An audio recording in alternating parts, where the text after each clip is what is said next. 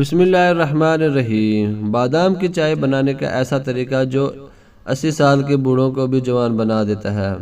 بادام کے چائے بنانے کا ایسا طریقہ جو 80 سال کے بوڑھوں کو بھی جوان بنا دیتا ہے۔ بادام کے چائے اب صرف پہلوانوں اور طبیب حضرات کے گھرانوں کی روایت رہ گئی ہے۔ چائے پاکستان میں سب سے زیادہ پیا جانے والا مشروب ہے، اور چونکہ یہاں چائے بہت کم پیمانے پر پیدا کی جاتی ہے، لہٰذا ہمارا ملک دنیا میں چائے اور امپورٹ کرنے والوں میں تیسرا بڑا ملک ہے، جو چائے کی سالانہ امپورٹ پر 31 ارب سے زیادہ کا خرچہ کرتا ہے۔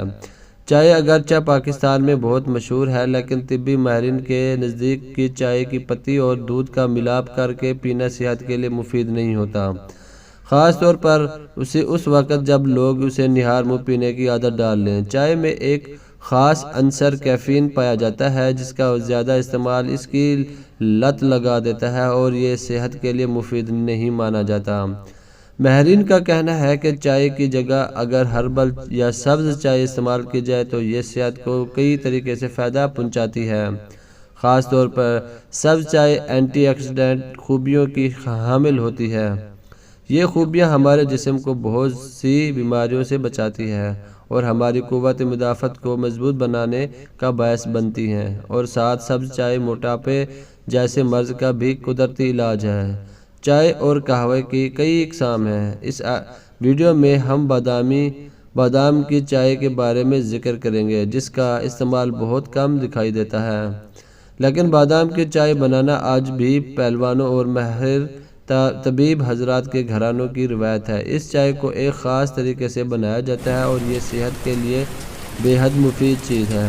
طبیب حضرات کا کہنا ہے کہ بادام کی چائے موٹاپے، ہائی بلڈ پریشر، ذیابیطس اور دل کی بیماریوں کا قدرتی علاج ہے، اور یہ دماغ کو بھی تر و تازہ کر دیتی ہے۔ بادام کی چائے میں وٹامنز اور منرلز کے ساتھ فائبر بھی پائی جاتی ہیں، جو نظام ہضم کو فعال رکھنے میں مدد دیتی ہیں۔ بادام میں پائے جانے والے غذائی عناصر ہماری جلد کے لیے کسی سپر ٹانک سے کم نہیں ہیں۔ یہ ہماری جلد پر عمر کے اثرات کو سست کرتا ہے اور جلد کی نمی کو بحال رکھنے میں انتہائی مددگار غذا ہے۔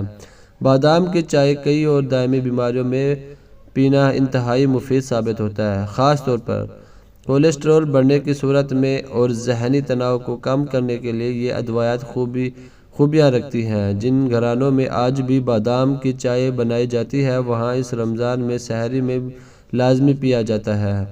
یہ روزے کے دوران جسم میں کمزوری پیدا نہیں ہونے دیتی، اور اس میں موجود فائبر پیٹ کو دیر تک بھرا رکھتی ہے، جس سے بھوک نہیں لگتی، اور ساتھ ہی اس چائے کا استعمال جلدی پیاس بھی نہیں لگنے دیتا۔ بادام کی چائے بنانے کا طریقہ۔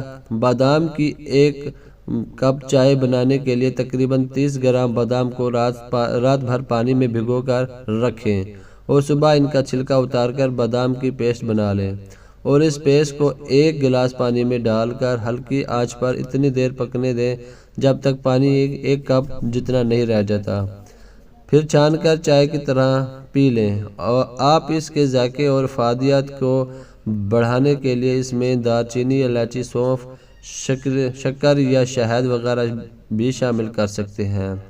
ویڈیو اچھی لگی ہے تو ویڈیو کو لائک کیجیے، چینل کو سبسکرائب کیجیے، نوٹیفیکیشن کو آن کیجیے تاکہ ہماری ہر نئی آنے والی ویڈیو اچھی سے اچھی آپ دوستوں تک سب سے پہلے پہنچے۔ ملتا ہے کسی نئی اچھی ویڈیو میں۔ اللہ حافظ۔